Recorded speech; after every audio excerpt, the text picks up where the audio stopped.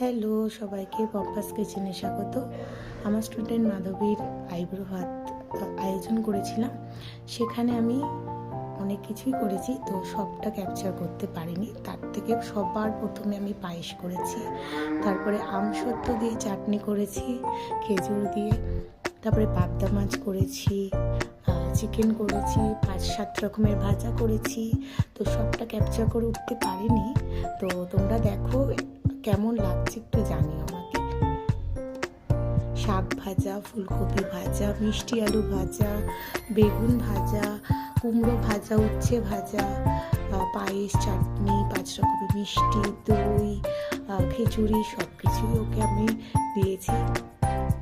ও যাতে জীবনে অনেক ভালো থাকে, সুখী থাকে, ওর বিবাহিত জীবন ভালো হয়, এটাই ঈশ্বরের কাছে প্রার্থনা করি। খুব ভালো থেকো তুমি মাধবী।